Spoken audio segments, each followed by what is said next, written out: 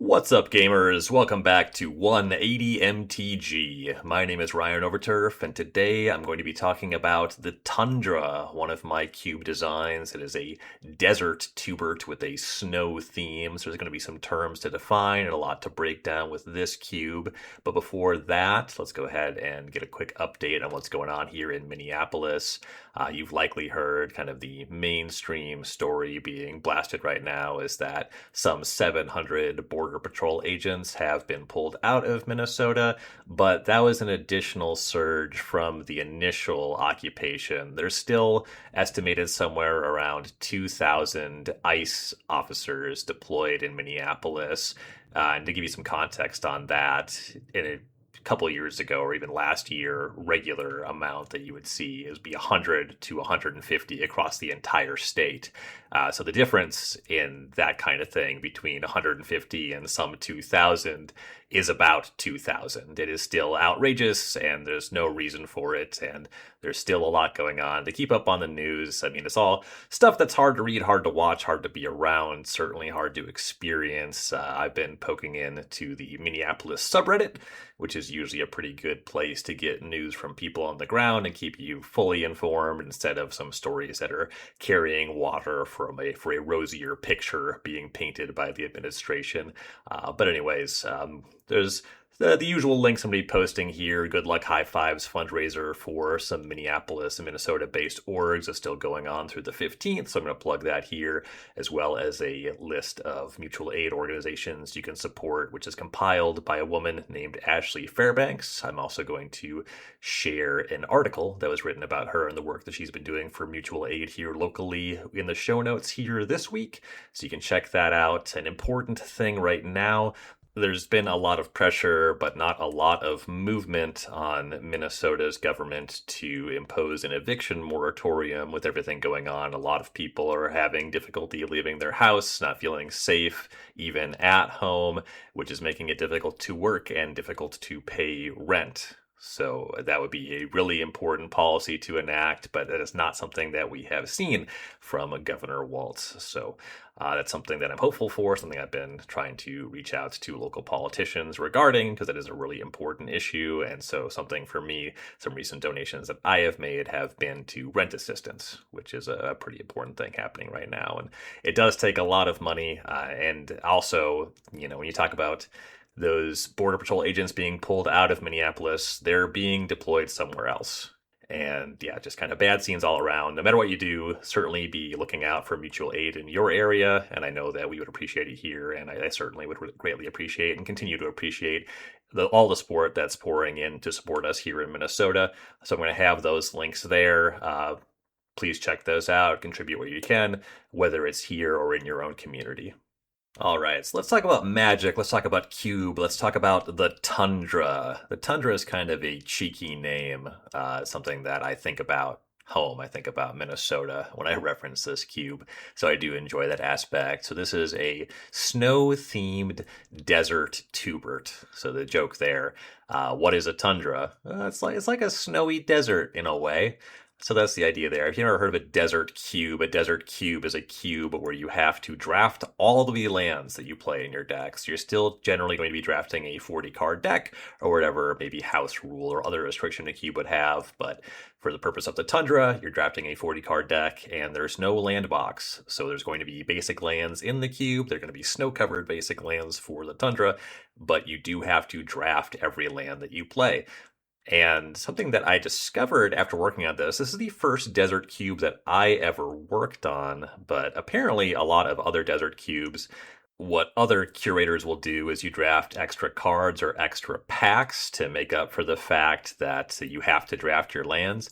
And this is something people have been drafting desert cubes for a few years now, but the Tundra was my first foray into it. And I wasn't aware of that. When I do 4-player drafts with the Tundra, and kind of the math that I have done on how many lands to have in the cube, I do just draft the regular 5 9-card packs. You draft 45 total cards. That's it. You get 5 cuts. You have to draft all your lands. You don't get to go to a basic land box. So I think that what makes sense to me for a desert cube is for it to be more restrictive in that way, but I will say that I do modify the two-player draft formats. I do think you have to get extra cards. Specifically, the way that I like to draft with two is Minneapolis draft, which is drafting 8 7-card packs, 1, 2, 2, and then burning the last 2 cards. So that would only get you 40 total cards.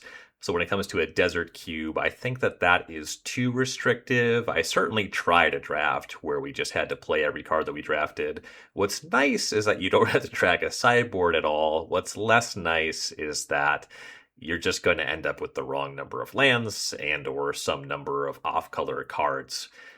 Sometimes, and kind of no matter what, when you get into this desert cube space, you're going to end up with some off-color stuff without some kind of rules or specific card inclusions to really finesse that. That's fine. That's fun, having something that you're like splashing for, and it's a little bit tough to hit it reliably.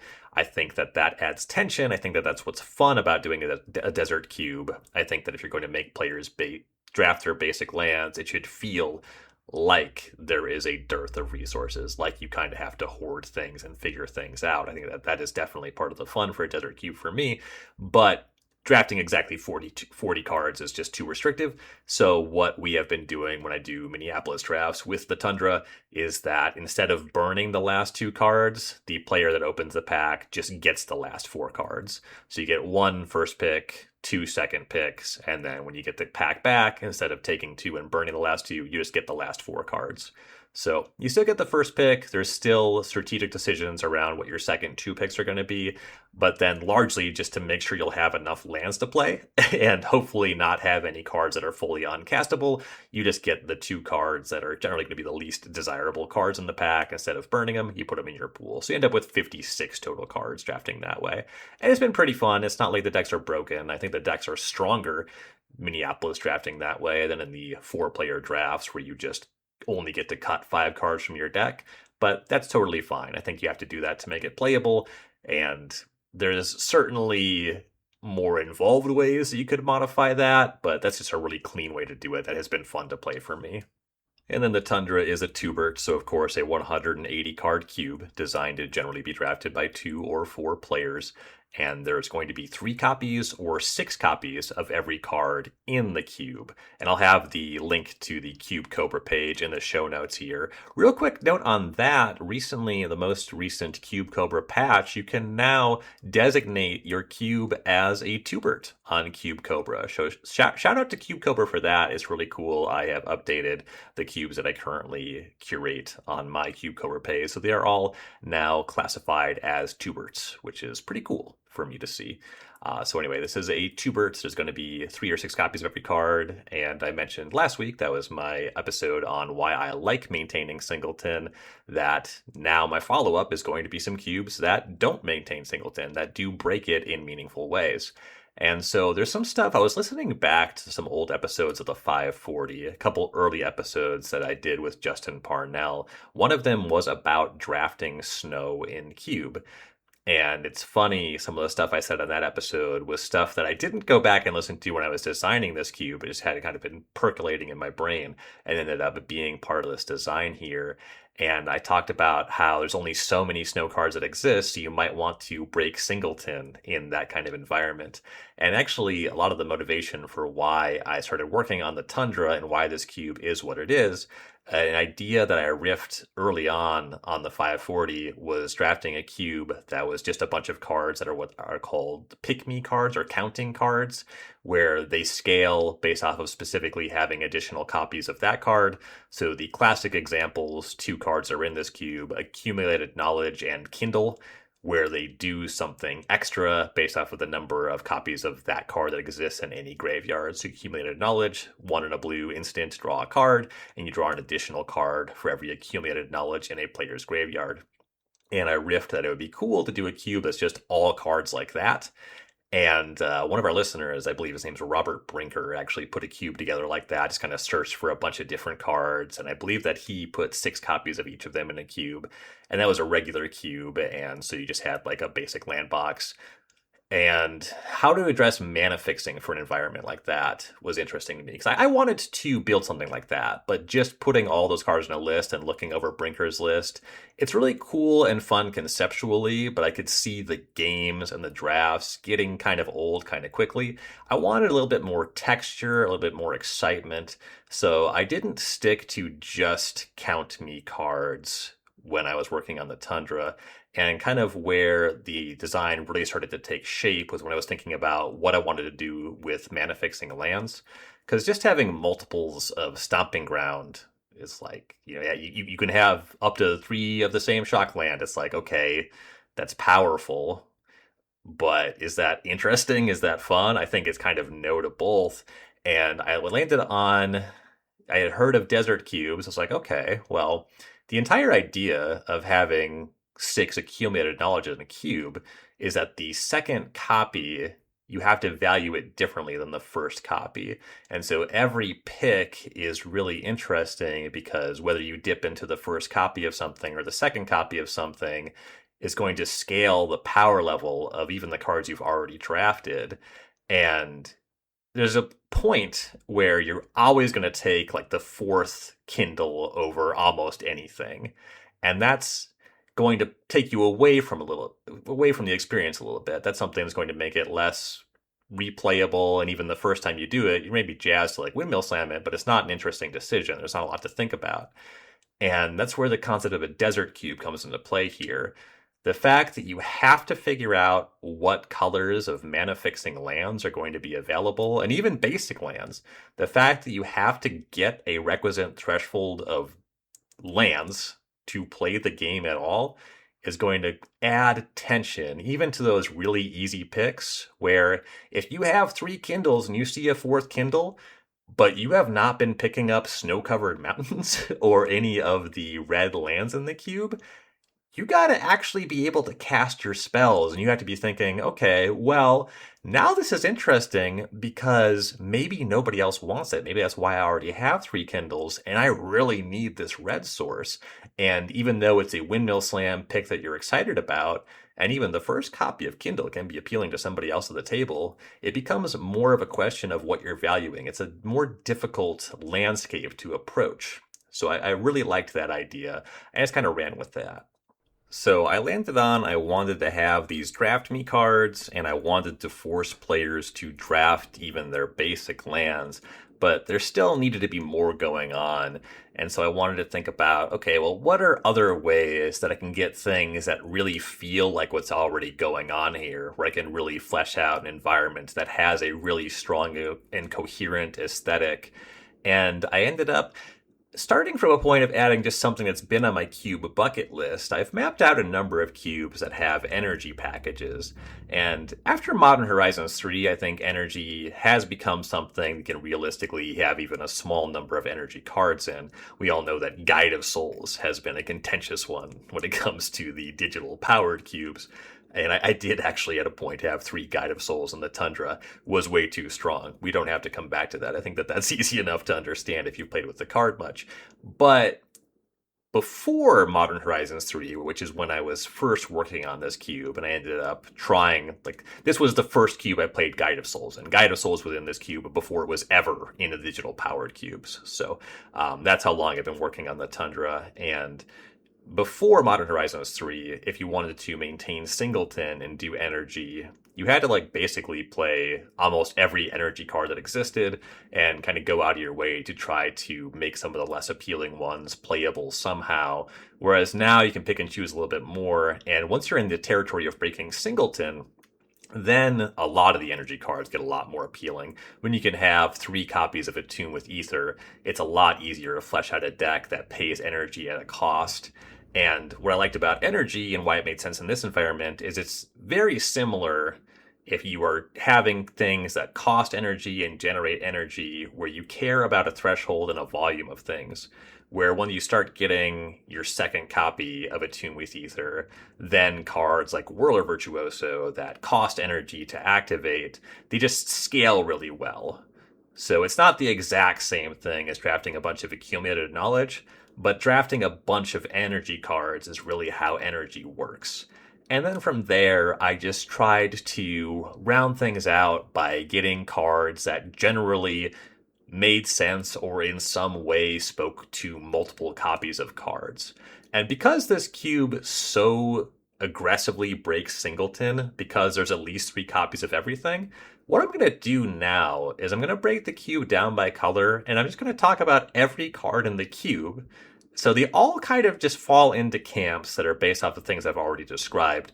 There's an aesthetic that plays with multiples. It's a cube where you have to draft your basic lands. It's a cube where the second copy of a card is valued very differently than the first copy of a card, and it really matters that you are breaking singleton, and it scales in interesting ways. But I'm going to go card by card and kind of speak to how that really goes. And some of them, I'm not going to spend a lot of time dwelling on the energy cards, but I'm going to name every card and offer a little bit about everything going on here. So let's go ahead and dive in a little bit deeper. So just going in order as cards appear on the Cube Cobra page, the first white card is Hada Freeblade. It's a 1-mana ally. I'm going to come back to this because I want to talk about allies. One thing that I did in this cube is I really wanted to find one card for every two-color pair that really spoke to something that worked in the environment. The ally package is something new that actually is space that I experimented with before in a different way in the cube that is still experimental, still is something I have to see how all of these specific allies and the ally packages are playing out in the current environment, but this is something that will come back to a new gold edition from the Avatar The Last Airbender set. So let's put a pin in Hada Freeblade for now and talk about Squadron Hawk. So I should also say the number of copies of each card. So there's 3 Hada Freeblades. There's 6 Squadron Hawk. So again, every card is going to appear as a 3 of or a 6 of. And these 6 ofs are going to be the cards that explicitly call out wanting that specific card. So Hada Freeblade is a card that cares about scaling and having cards of a similar type, but any ally will play. Squadron Hawk says that when it enters, you search your deck for up to 3 additional copies of Squadron Hawk. It plays with Squadron Hawk exactly. So cards like that are where you're going to see 6 copies of a card in a cube. So things that generally scale and are going to vary in power level in multiples or address multiples in some other capacity, you're going to see 3 copies. But the cards that really say you want a lot of this card, there's going to be 6. And then when it comes to 2 or 4 player drafts, it's often going to be the case where if you can get 5 or 6, it's really powerful, but 6 is enough that 2 players can have 3 or 3 players can have 2, and you can do something reasonable. And Squadron Hawk is a card that has a bit of a constructed pedigree, but a lot of that is based off of putting equipment, powerful equipment like Sword of Feast and Famine and stuff like that onto Squadron Hawk because you get additional expendable bodies. But this environment is a lot closer to Retail Limited, where a 1/1 flyer is a lot of what's going on here. A lot of the texture of the games in this cube are creatures on the ground, things that are grizzly bear plus shaped. So just a flyer to get in some chip damage, a lot of the value that Squadron Hawk brings to the table. And also because you get a bunch of them, you get some chump blocks. So Squadron Hawk can really change the texture of combat. And I like that Squadron Hawk scales really well. It is strong to get all 6 Squadron Hawks, but it's lower value than having all 6 accumulated knowledge. I think that if you just knew that you could have the open lane, you always could have all the accumulated knowledge, that's what you would do if you could predict and bob and weave and make that lineup every time. But because people are going to be fighting over that, and because you have the knowledge that the fight is happening, it's nice to have some of these 6-0s that are at a different power level. And there's not that many cards where there's 6 copies. There's actually only 3 in the cube as far as spells go. And then all of the snow-covered basics, you're going to see 6 copies of those as well. But Squadron Hawk is probably the lowest value 6 of in the Twobert environment for the Tundra. But because it's a little bit lower value, you are more likely to get more of them. And when you have more of them, it's higher value. So that's a fun part of the puzzle going on here. Then we have 3 copies of Aetherstorm Rock, big 4-mana 3/3 flyer, energy-making bird. Again, it's nice to have just big flyers here. This is something that scales with energy. So cards that just generally play and also play with the themes, like 4-mana 3/3 flyer, That's good just based off of the texture of combat that I've described, and then it makes energy. So it's part of a package of things that care about volume, which segues really nicely into Static Prison, the 1 mana Oblivion Ring that makes 2 energy but has an turnly cost. You have to pay an energy to keep Static Prison around. This is a card that has shown up a little bit in like the Magic Online Vintage Cube, but the idea there is that you get 2 energy, and then in 2 turns your Static Prison is gone. In the Tundra, you're going to play other cards that make energy, and I've controlled Static Prison and like 8 energy, and my plan was to spend all 8 energy to keep the Static Prison around. It is trying to play more like an honest removal spell in this environment. It's going to play a lot more closely to Static Prison in Modern Horizons 3 Limited. And so there's not really anything really big. Like when it comes to constructed energy, you see either just rate cards, things like Guide of Souls, stuff like Galvanic Discharge, where the whole idea is that the card is strong if you have one, it gets more strong when you have more copies. And then you get into like the old standard decks that either played Aetherworks Marvel or Dynavolt Tower with these really big payoffs. In the Tundra, you are spending your energy 1 and 2 at a time, sometimes 3, for marginal effects. You are paying the upkeep or draw step cost to keep your Static Prison around, and you are happy to do it. That's what's going on here, and it actually ends up being a pretty powerful removal spell in this environment. And yeah, we're going to be moving quickly today, so we're already on to blue. The first card is Umara Raptor. This is another ally card, so we're going to come back to the ally package a little bit later when we get into gold. But I like that Umara Raptor as a baseline as a 3-mana 2/2 flyer. I just want to talk about that. If the 1-mana, or rather 2-mana 1/1 flyer of Squadron Hawk matters, then yeah, Windrake is going to play here. And this is a Windrake that has the ability to scale, so I really like that one. In instance, you have a lot of instance. All the other blue cards are instance in this cube. You have 3 Tune the Narrative, draw a card, make 2 energy. Yep, gonna increase the volume of your energy. Tune the Narrative, a card you're very happy to have in your deck with Static Prisons. Then you have your blue 6 of Accumulated Knowledge. I've already talked about this one a little bit. What I really like about this old cycle, I specifically wanted to use Accumulated Knowledge and not any of the newer versions of this effect, because it is great if you have 6 Accumulated Knowledge. It is still good if 2 players have 3 Accumulated Knowledge, but when those 2 players play against each other, you end up playing a really fun game of cat and mouse, where being the first person to cast Accumulated Knowledge and blinking means that your opponent's first copy draws 2 cards. 2 mana draw 1 card is not strong. 2 mana draw 2 cards is strong. 2 mana draw 3 cards, as we know from standard in the current iteration, is busted, and it only gets stronger from there. So I really like the way that you have to think about what the other players are doing with this, not just in draft, but also in games. And this is really one of those cards I was really thinking about, specifically when I was talking about doing the Draft Me cube and having all these cards. Accumulated Knowledge is a standout of an all-time fun and powerful card that adds a lot of dynamism to the drafts and the games. And the last blue card is Ether Spike, your energy-based 2-mana counterspell. This is a slot where I've played a little bit. I've tried out 0, 3, and 6 copies of Rune Snag, which is a 2-mana counter that makes a player pay 2 more for a spell or its countered, and then 2 additional for every Rune Snag in graveyards. And that one was the case similar to Accumulated Knowledge, where the first copy is not very strong, and the second copy is when it starts to be a real card. But with Accumulated Knowledge, at least that first copy gives you a card. So it's inefficient, but it replaces itself. Rune Snag was just kind of bad. But then, at 3 copies, it was harder to get the second copy online. The first copy was usually tough. But when you tried 6, it could swing all the way where you could counter every spell your opponent played, but you still had some of the games where you have 1 and it never does anything. So 3 and 6 were both bad. I think 6 played worse than 3. I think 0 is correct, and I think Ether Spike is a much better fit for the environment, largely because sometimes you just can pay 2 mana and make 2 energy, and that's going to be more beneficial than trying to use the counter spell. And I will say I like having a counterspell here. One thing about playing with all of these multiples is there's going to be a heavy bias towards spells on the lower side of the mana curve. You can't have two different 4 mana spells in the same color when you have this 3 or 6 restriction in a 180 card cube. Certainly not in a desert cube where you just don't have as much room for spells in the first place, because you need players to be casting their spells and playing games.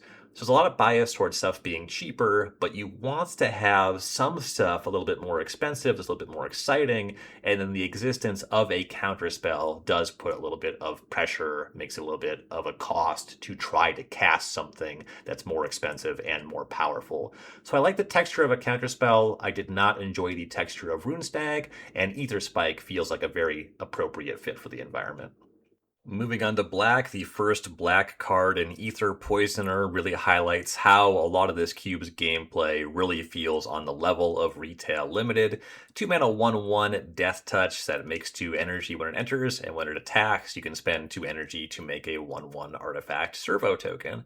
So what's cool about this one, Death Touch is not full evasion, but you get some nice attacks here, and sometimes you do just want to cash in and make that servo, and then Ether Poisoner really holds things down on the ground very effectively as a 1/1 a Death Touch blocker.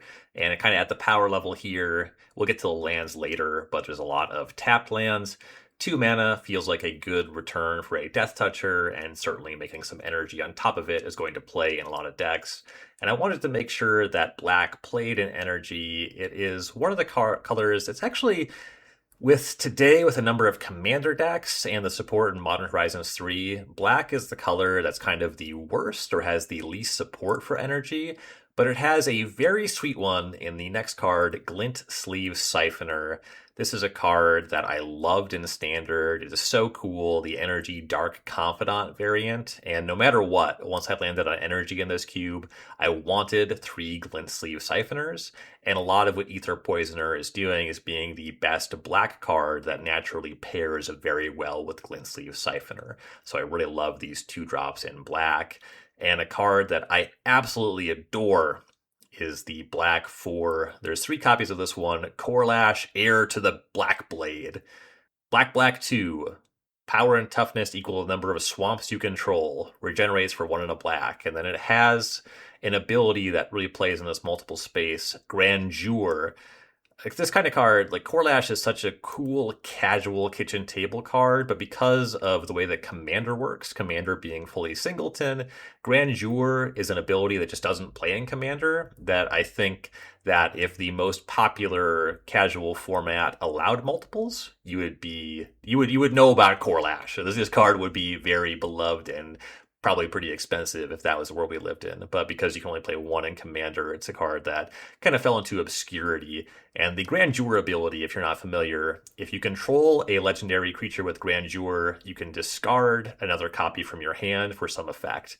So Corlash's effect is when you discard an additional Corlash from your hand, you search your deck for up to 2 swamps, put them on the battlefield tap. So it's going to grow your Corlash, it's going to get you some additional mana, and with the lands in this cube, you have the snow-covered swamps, of course, but then you have tapped snow duels, so you can fix your mana with Corlash.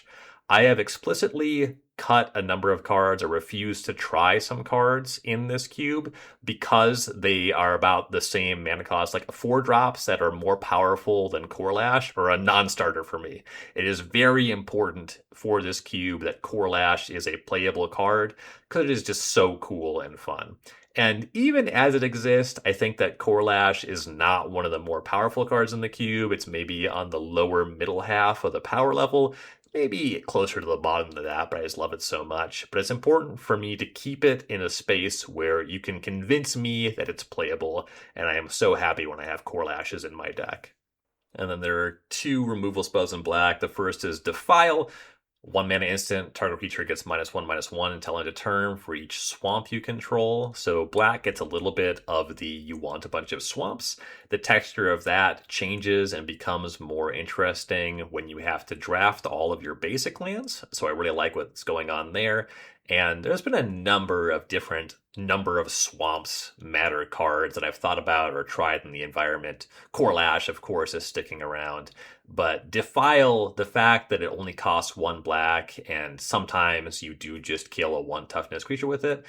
Granted, there's not that many one toughness things going on in this environment, but the fact that this plays without getting super into black, but it is low impact enough that somebody is more firmly in black is going to be able to draft Defile late, I think really benefits black as a color here. And I like having a little bit of that swamp matters. You want to try to have as much black mana as you can aspect of black's color pie on display in this cube. Defile's played pretty great in that regard.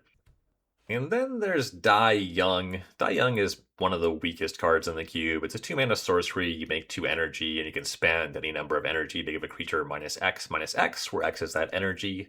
So it's a kill spell. It trades reasonably with a lot of stuff on turn 2. It scales in a way, but it comes at a pretty steep energy cost, certainly relative to Static Prison.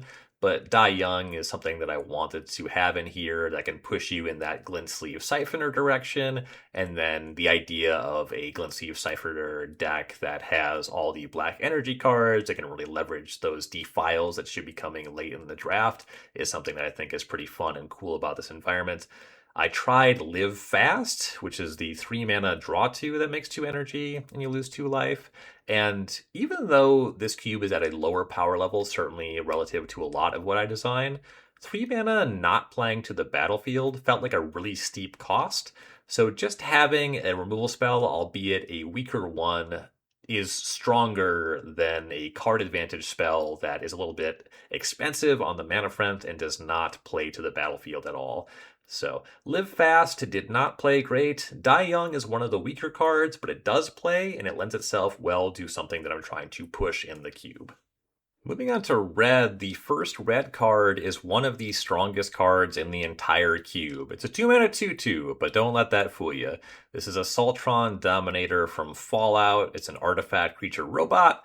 When it enters, you get 2 energy, and then whenever an artifact creature you control attacks, you may pay an energy. If you do, put your choice of a +1/+1 first strike or trample counter on that creature. So naturally, these things can just grow larger. You can give things first strike and trample. It's only artifacts, so it's not all your creatures, but the Dominator itself is an artifact. And because the way that the ability works is whenever an artifact creature you control attacks, that means you play one on 2, you play a second one on 3. Both of them trigger when the first one attacks because of those independent clauses. It's not when this creature attacks. And that plays a little bit with Ether Poisoner. If you're able to make that servo token, that's another way to get some access to an artifact creature. So this is a 2-mana 2/2, a little bit unassuming. It's going to get answered by all the removal spells here. When it comes down to turn 2, it has to attack before it can scale at all. But once it gets going, it scales in a really serious way. This is probably the biggest draw to red in the cube. There's some other cards I think are a lot cooler, but I really do enjoy the Assaultron Dominator, and when it comes to things being one of the strongest things going on, you don't always want to make them a cheap creature, but the fact that you have to attack before the Dominator can scale, before it become an effective blocker, I think that makes it pretty appealing and interesting and fun. So I like having this one around, even if I admit that it is one of the stronger cards here. And then another of my favorites, red has a pretty big jump on the mana curve here. There's Mira's Outrider, 5-mana, 4/4 Elf Archer with Reach and Domain. When Mira's Outrider enters the battlefield, it deals damage to each opponent equal to the number of basic land type among lands you control. So given that you have to draft all of your basic lands, given that I'm using snow lands and I have the tap snow duals here as the mana base, I really like the idea of touching on Domain a little bit, and something that I maybe haven't talked about in the podcast before, and is maybe a more obscure piece of Ryan Overturf trivia, but I really enjoyed Dominaria United Limited. I don't really get into the crunchier, weird new mechanics when it comes to retail limited, but the ones that are more approachable, certainly Dominaria United being really nostalgic and did some things that were reminiscent of like Invasion Block Draft, where honestly, invasion blocks a little bit before my time. A lot of the cards are weaker in ways that don't appeal to me, even somebody that started playing even a couple years after the fact. But Domain is a cool mechanic, and Dominaria United had a lot of really simple cards, and I enjoyed the draft environment, and I loved casting Mira's Outrider, both as this lava axe effect. Sometimes it just ends the game as the battlefield gets bogged down. In the Tundra, I love that it has reach that comes into play against those white flyers. You have a 4/4, so that's going to play really well against all the 2/2s and smaller things on the ground. There's texture there because it can't really attack well into either Poisoner, but then it also is a 5-drop, which makes it one of the more high impact cards on the cube, but more vulnerable to those ether spikes. So a lot going on here. When it comes to the cards in this cube, they are playing to this aesthetic theme, but there's a lot of craft and care that went into making sure you can go up and down the mana curve, you can care about different things, and that's going to make your decisions in draft and in gameplay really compelling from game to game and have the games play out a little bit differently every time. So a light touch with a Domain here, but it mattering, and then all the aspects of this card, the power and toughness, the reach, it being a 5-drop. So it might look a little simple, might look a little stupid and unassuming, but this is one of the cards that I consider foundational to the environment. And then red also gets the most expensive spell in the cube in Skoa Ember Mage. So 3 of these, another Grandeur Legend, another card from Modern Horizons 3. 6 mana 4/4. When it enters, deals 4 damage to any target, and then it has a Grandeur ability, which is just casting Fire Blast. You can discard an extra Skoa Ember Mage, discard that, sacrifice 2 mountains, and deal 4 damage to any target. So if you have 2 Skoas, when you get up to 6 mana, you can immediately just fire off 8 damage. So this is going to scale well with Mira's Outrider. You have a lot of damage that can go upstairs out of nowhere. Unlike the Outrider, the Skoa can go after a creature, so you can play a more controlling or attrition-based game that way. Really fun texture there. And then those two, both Mira's Outrider and Skoa Ember Mage, are going to play very nicely with red's 6 of, which is Kindle. 2 mana instant, deal 2 damage, plus the number of Kindles in all graveyards. So if you have all 6 of them, you can deal a lot of damage from Kindles. So just a ton of reach for red, even though you only have 1 cheap creature in the color. You still get some of that burn identity, all with cards that cause you to value things differently when it comes to the first copy, second copy, what your deck is trying to do.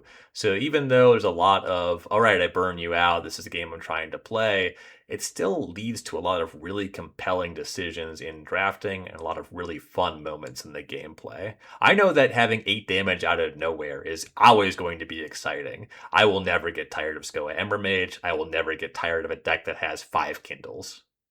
Moving on to green. Green has a 3 that used to be a 6, so green does not currently have any 6-ofs. There are 3 Growth Chamber Guardians, which is a 2 mana 2/2, where you can adapt 2 for 3 mana, and when it gets counters, you can search your deck for another copy of Growth Chamber Guardian and put it in your hand. This was one that I felt you could kind of get flooded on this card, and also when you only have 1 copy, you at least eventually make it a 4/4. So sometimes you could end up with a bunch of these, and it wasn't the worst thing if you drew a second one for your draw step. It's always a pretty bad feel bad when you naturally draw multiple Squadron Hawks, because you do only really get any power or mileage from that card when you're searching for additional copies. The Growth Chamber Guardian, it hits harder, it is more reasonable to play as an individual card, but 6 felt a bit excessive, and it was way less exciting to have 6 Growth Chamber Guardians in a way that just also wasn't as cool or compelling as anything else going on. I liked having Squadron Hawk as a lower value 6 of, but I found some more green stuff, specifically when I added the Ally package. I scaled this one from a 6 to a 3. I think it's fine to have 6, but there's a couple other cards that I want to try. And this might end up being a 6 again, but for now it's a 3. And there's also 3 Long Tusk Cubs, one of my favorite energy payoffs. This one has some textural similarity to Assaultron Dominator, where as an individual card, it just starts as a 2/2. It only makes energy when it damages your opponent. It'll make 2 energy when you do that, and you can pay 2 energy to put a +1/+1 counter on it. But then the Cub doesn't always have to attack to get going. The Cub takes advantage of any other source of energy you have. So this was one of the ones that Longtusk Cub was around in a lot of the standard constructed energy decks, but it wasn't on the level of Aetherworks Marvel, where that card could kind of just get going and do something broken. The Longtusk Cub sometimes sucks. Sometimes you play Longtusk Cub on turn 2, it dies, and you never even get any energy for the trouble, or it has no good attacks. This is one that changes in value a lot as you have already drafted a number of energy cards, or once you have drafted a Longtusk Cub, you become very interested in drafting more energy cards.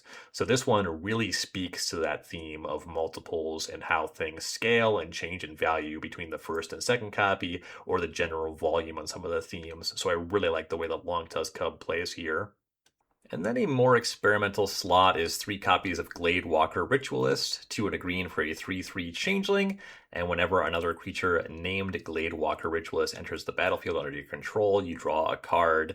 This is one that it does fit the parameters for the 6 ofs and other colors, but I do only have 3 copies, largely because 3 mana is a lot. There's a ton in this cube that costs 2, and when you have so many tap lands, casting a 2 on 2, playing a tap land on turn 3, maybe another 2-drop, and then 2 2-drops or a 4-drop on turn 4. That's a really natural way for your mana curve to develop. 3-drops just don't fit very cleanly into this. You end up denying yourself opportunities for some pretty powerful plays. 3 mana 3/3 does play here, having multiple copies lets you draw cards.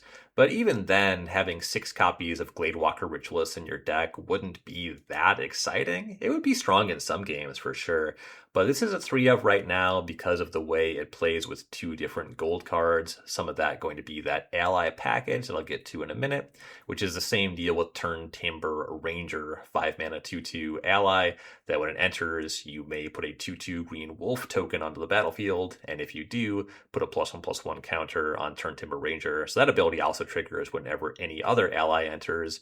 This is the card that I'm really watching. I think this is the one that if the ally package is too strong, this is the card that puts it over. And then if this card does end up being too strong, the rest of the ally package, just a lot of stuff that's power and toughness, it might not be that engaging if the ranger doesn't play.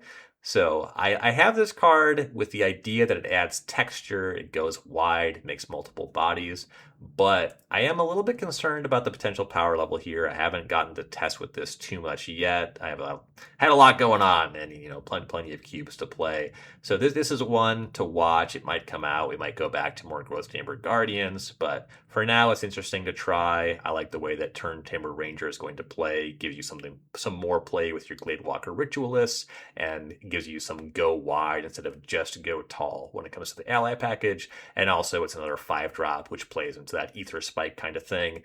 And it is one of very few cards in the cube that is naturally multiple bodies, which insulates it a bit against all of the spot removal here. So I like what this card is doing theoretically, going to be watching it on power level. Then there's, of course, 3 Attune with Ethers. There's an abundance of basic lands in this cube. You're not going to end up in a spot which you would in some desert designs where you're not going to have basics to find. This is actually just a really nice card for volume of energy support and is going to be good at fixing your mana when the mana bases can be a little bit rocky with the lands available. Going over to colorless, there's not a lot going on. I have 3 Cogwork Librarians, so that's going to be an aspect of the draft. And because you only get 5 cuts in the 4-player draft, sometimes you are just going to play Cogwork Librarian, which is pretty funny to me. And 4 mana 3/3 kind of plays. I've been saying there's a lot of 2 mana 2/2s going on here. Like, it doesn't scale very well, but in the draft itself, it allows you to line up if you end up in those picks where you haven't necessarily lined up your mana base, but then you have a really high priority card, like the 4th copy of any of the 6 ofs, or even like the 2nd copy of a Sultan Dominator, and it's in the same pack as a land you really want to get a cash in Cogwork Librarian. I also just think it's a really fun card to draft. I have 3 Arkham's Astrolabes, which, honestly, where else can you play this card? It's banned in Modern and Legacy, costs 1 snow mana, draws a card when it enters, and then it can just turn any of your snow mana into mana of any color. Given that you have to draft all your basic lands here, and the mana fixing lands are not that powerful, and also there's a number of colorless lands in the cube, Astrolabe ends up being a card where, when in doubt, this is a really easy card to pick one out of any pack. The Astrolabes don't get passed a lot. And it's kind of a boring card. It's just powerful, but it does scale specifically with Scrying Sheath. So I want to call that out. Just having a little bit of snow permanence that adds some power to a very cool card in Scrying Sheets. That's what I like about Arkham's Astrolabe. So it's not the most thrilling thing. It is just powerful for the sake of powerful. But even on that front, it's not like game ending. You'll always be happy to draft it. And I do like the fact you can't really play it anywhere else. And there's other cards, those are cubes. I know that an option when it comes to snow in cube, you can just let players play basic lands as if they are snow. That's always felt kind of fake to me. I've tried in some cubes. It's something that I had going on actually in the Tempo Tuber early on to make Ice Fang Quaddle work. And I really just don't enjoy that. So having an environment where you organically end up with snow-covered lands and you get to play with Arkham's Astrolabe, I do like that, even if the card is kind of a wet fart otherwise. And then moving on to gold, I wanted to make sure to have 3 copies of a gold card for every 2-color pair, because gold cards are sweet. I want to have some gold cards here. I was also talking about how I wanted a light touch of domain. Having some gold is going to give you some of those invasion block vibes. I don't think I need to really justify having gold cards, but I will rapid fire some of these. Some of the color pairs were harder than others, and some have been obvious and unchanging. So for things that are obvious and unchanging, there's 3 color pairs that just give you a really strong energy card. Gruul has Voltaic Brawler. Simic has Rogue Refiner, Izzet has Whirler Virtuoso. These were cards that all saw extensive standard play when energy was legal in Kaladesh, so those are all just slam dunks. Haven't really thought about doing anything else with any of those colors. And then there is a 4th 2-color pair that has an energy card. Boros has Conduit Goblin, which is another Modern Horizons 3 card. Modern Horizons 3 did a lot for this cube. 2 mana 2/2. When it enters, you make 2 energy, and then at the beginning of combat on your turn, you can pay an energy. If you do, another creature you control gets +1/+0 and gains haste.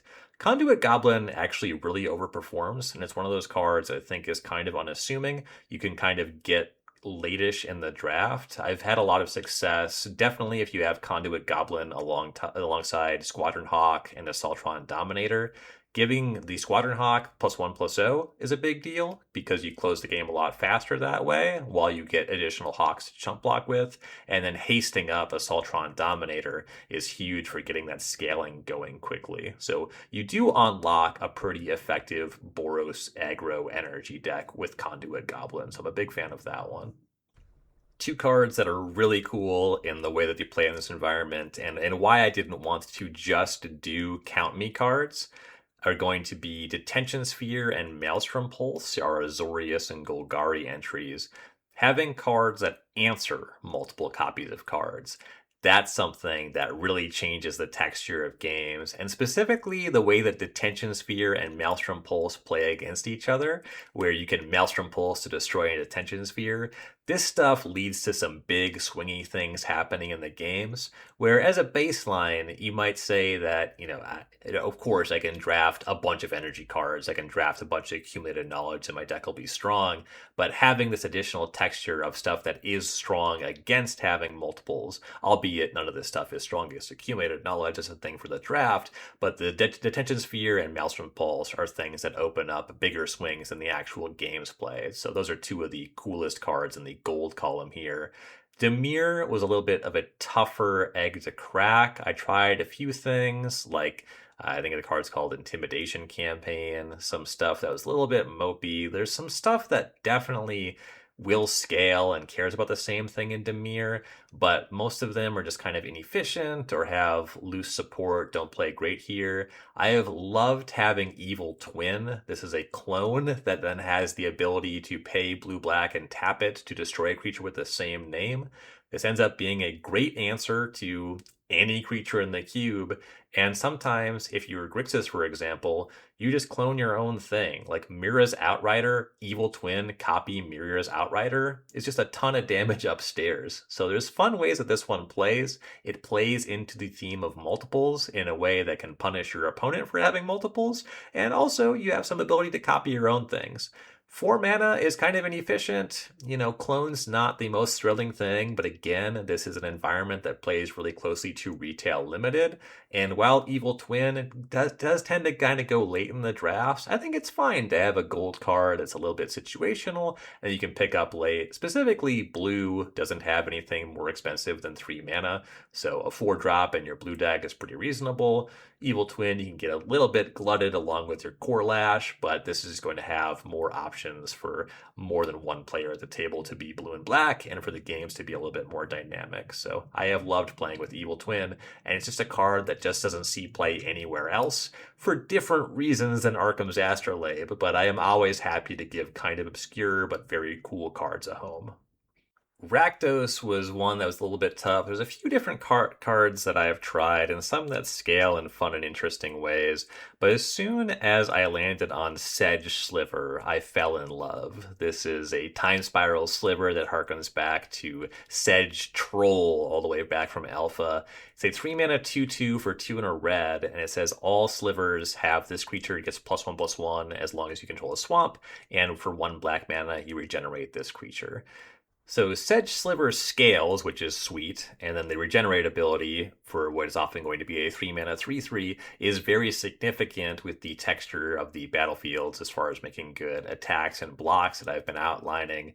And just the ability to care about a creature type is something that I have thought is pretty cool in this cube, but when I tried playing more copies of Slivers, I tried like Muscle Sliver and Sinew Sliver, and those ones, they're just so weak. There's a lot of other 2-mana 2/2s that are both more interesting and more powerful. So Sedge Sliver ends up being the only sliver in the cube, but then Gladewalker Ritualist, a new addition, is going to give you more ways where you can get some more impact out of this. So Sedge Sliver is very cool and has become more useful. It also plays with one of the lands. I have 3 copies of Faithless Haven, which is a land that has Changeling. So that one does come up in the games as well. So Sedge Sliver has always been sweet, but I haven't really been able to add a satisfying Sliver package. But now there are a couple things with Changeling, and the reason for that, now we finally get to talk about the Celestia card, Earth King's Lieutenant from Avatar: The Last Airbender. I had gone through a few different options with Celestia.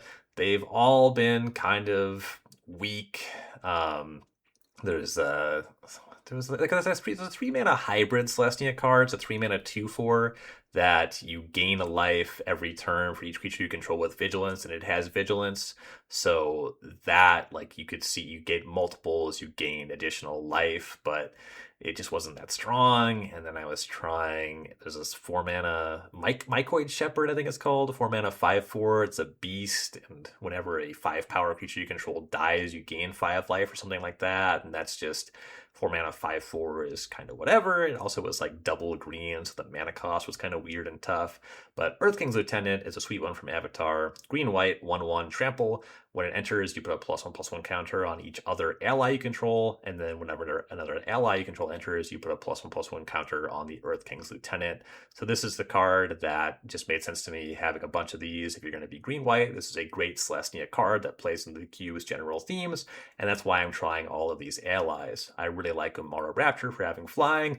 I wanted to put in Hada Freeblade because I wanted to have a white creature, and I think that the white on Kazandu Blademaster is a little bit more restrictive, and also just gets you a ton of 2s in white. Having a 1 adds some more texture to the mana curve and the gameplay of this cube. And I'm trying out the Gladewalker Ritualist and the Turn Timber Ranger. Again, I think that the Ranger might end up coming in too strong. We'll see how it ends up playing, but I like what the Lieutenant does as a baseline, and I like that Gladewalker Ritualist also bridges us into pumping up Sedge Sliver. So some cool stuff happening there. I can't directly speak to how well all these cards are going to play as a full package, but they speak to the theme, and I am excited to have a Celestia card that just fits very cleanly, and you can see why you would want to play with it. And then Orzhov gives us Silver Quill Silencer, black and a white for a 3/2, and as it enters, you choose a card name, and whenever an opponent casts a spell with the chosen name, they lose 3 life and you draw a card. I definitely didn't want to go all the way up to Meddling Mage and just totally punish you for having multiples to like the point where you just outright lose a game. But Silver Quill Silencer is a little bit cooler because it's a little bit skill testing. You have to kind of know what's going on in the cube. I think given that there's 3 or 6 copies of everything, you're going to be told the name of the spells in your opponent's decks, and likely you'll often be naming a removal spell, or if you know somebody has drafted all the accumulated knowledges, that's a really good one to name. So kind of based on the texture of games, you can figure out what you want to name with this one. Also being a 2 mana 3/2, it's just a strong aggressive option. And similar to Detention Sphere and Maelstrom Pulse, I just like having something that has that texture where it doesn't just reward you for having multiples. There's cards that can punish you or make it more challenging to navigate games when you have multiple copies of cards. So that's an aspect that I really wanted to push in the full design. So just getting a light touch of that is pretty satisfying. And in general, I try to be pretty merciful when it comes to naming a card. Certainly, if you were going to draft this cube with somebody that's newer, I would kind of guide my opponent, ask, you're worried about a removal spell, do you want to try to name a threat? And anytime I'm involved in a draft, if somebody is kind of pondering a Silver Quill Silencer, if I know that that's what's going on, I will be there to inform them or, show them the cube list. I don't want to make this something that's really challenging to name a card. I do think that the general construction of the cube, the way that the cube breaks singleton, means that if you are heads up, you can figure this stuff out pretty effectively. But I also do want to foster an encouraging environment and a support, like a fun play environment where if somebody's playing a card like this, I want to enable them to play it well or reasonably well, without giving the full game away. So a couple notes on that one, but just generally what the card does in play, I think that is a fun version of Meddling Mage, which would not be very fun for multiple reasons, both for the naming a card being kind of challenging for somebody drafting the cube the first time, and for how punishing it is when you name right. And then for lands, as I've said, I have 3 copies of all of the tapped typed snow duels, 6 copies of every snow-covered basic land, and a few different snow options to taste. Shimmerdrift Vale, which is a tapped snow land where you choose a color and it taps for a mana of the chosen color. So it's a 5-color land, but it both enters tapped and will not pay off your Swamp Smatter or your Domain card, so some give and take there. Faithless Haven, that creature land that was actually banned in Standard. That's a pretty powerful one, but colorless mana does not help you cast your spells, so how to value that one is interesting. And then there's Scrying Sheath, which is just an awesome one from Cold Snap. Land that taps for colorless, you can pay 1 and a snow and tap it to look at the top card of your library. If that card is snow, you may reveal it and put it into your hand. So largely it draws lands in this cube, but there's a couple different snow permanents, the marquee one being Arkham's Astrolabe, and this is one that just this card was sweet in Standard. It is not that powerful, and the fact that the card just stays on top if you miss, if you don't want it, you're kind of stuck with it. But it does lead to some cool moments even on that front. I did a 4-player draft once where, the 4-player drafts, they are scrappy. You only get 5 cuts. I had a deck where I only got 1 of the 6 Squadron Hawks, and I just had to play it because I needed an on-color spell. And I played a game where I activated Scrying Sheets. The card on top was not snow, and it was a card I did not want to draw. And I cast my 1 Squadron Hawk to shuffle it away in a game that I won. And that is just so sweet. I love it. So Scrying Sheets, something that I have a lot of nostalgia for when it was in Standard, something that is powerful but modestly so. Tapping for colorless, again, you can only get so many lands, and it doesn't fix your mana, and that's something you really have to figure out in these desert environments, but it can pay you off, and it is just a sweet card. But really more importantly than the specific lands is the total number of lands. I know that for a lot of the desert cubes, certainly stuff that existed before the Tundra, they were designed to be drafted by 8 players or maybe more players. They'd be 400 or 500 more cards, and a lot of that was because a lot of other desert cube curators give you extra cards or extra packs. With the Tundra, I stuck to this being 180 cards. It was some clean math dividing by 3, and I liked that aspect. I liked having 3 copies of cards for 4-card decks. And then the number of lands here, I like the way that this breaks down pretty cleanly. I have 69 lands in the cube total. Divide that by 4, it's 17.25. You want 17 lands in your deck, And there's just a little bit of margin for error there. There's one extra land. So if things shake out in a four-player draft, everybody is getting the lands that they want. One person has 18, the other three have 17, if your head's up about it. And then things like Arkham's Astrolabe, Attune with Ether, you can get away with playing a little bit light. Sometimes the packs just break down where you have 16, and maybe sometimes you have to mulligan a hand because your deck doesn't have enough lands in it. That happens if you're not paying attention. But this is a desert cube. You have to draft your basic lands. When I hear you have to draft your basic lands, that sounds punishing. So I want it to be a little bit punishing sometimes, but I do want to bias on the side of having a little bit of margin for error. And it is true that sometimes you are just going to want to play 18, 19 lands, certainly over an off-color spell, certainly over something where you only have one copy of Squadron Hawk. Maybe I would have played a land over that. But I don't want to make it easy to do that. I don't want the 5 cards in everybody's sideboard to always be lands. I want this to be something where it's not so rigid, where it's exactly 17 for every player. I want to have a few things like Attune with Ether so you can get away being light on lands, but I don't want so much margin for error where it's just easy. That was actually kind of a big complaint. I don't know about big complaint, but the early iterations of this cube, I did some 4-player drafts, and the comment that I got from one of the players was, I didn't feel like I had to struggle to get lands. And when you hear you have to draft your basics, you want there to be some struggle. So I have that very small margin for error just in the aggregate numbers. I have some finessing in the cards in the cube. If you get 1, 2, 3 Arkham's Astrolabe, you can trim a land with that going on because when you draw them, they cantrip and they fix all your colors. So there's some stuff that finesses it, but it is tight. And I think that's part of what makes it fun. And I am much more forgiving in the 2-player experience, but I love drafting this cube with 4 because how scrappy the decks get. The Tundra is such a wild environment where so many of the cards are so basic. The incentives are pretty straightforward. There are cards that are clearly powerful to have a lot of, and you have looks at a lot of them. But because you have to draft your lands, there's just stuff that you have to value that puts tension in every direction. The drafts and the games, up and down the curve, all the colors having kind of some different things going on. This environment is something that conceptual idea, a cube built around kind of all the draft me cards, is something that I always thought was really cool. It was really cool that Robert Brinker put that together. And then the way that this environment has shaped up, expanding on that and pursuing kind of different end games and adding additional texture from there is something that's been very satisfying and fun for me. And then the last thing I want to say about the Tundra, here's the big reveal. This is a cube built around snow. This is a cube where you want to draft multiple copies of the same card.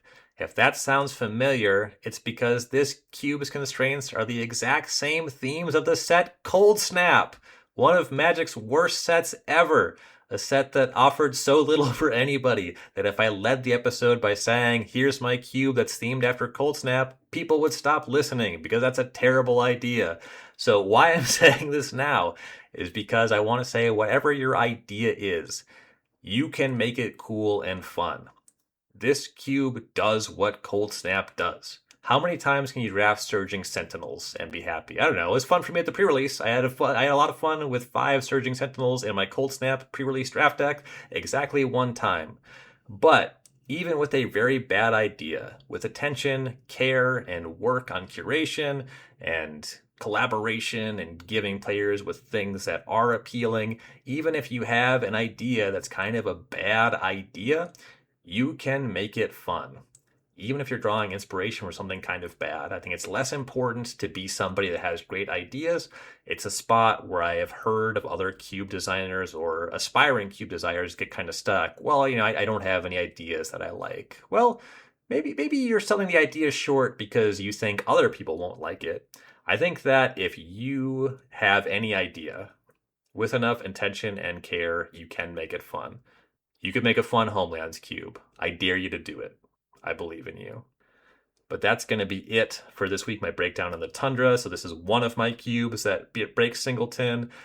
And I really enjoy all the ways that this cube does break singleton. So I just kind of wanted to highlight ways that I think that breaking singleton can be really fun and engaging, and the level of care and attention that went into this project. I think that you certainly can just do whatever you want. Again, your cube, your rules.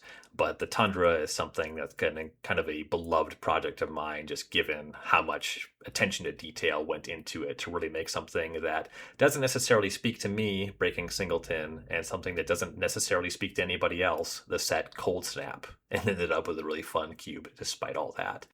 So, thank you for listening today. For whatever you do to support the podcast, liking, commenting, sharing, reviewing, subscribing, telling your friends, telling your strangers, telling your enemies. Word of mouth is very important for all creatives, so I really appreciate that. And I also appreciate whatever work you're doing to support your community or my own in these trying times. So, thank you again for taking the time to listen to me talk about my Cold Snap Cube, and I'll be back next week talking more Cube. Later, gamers.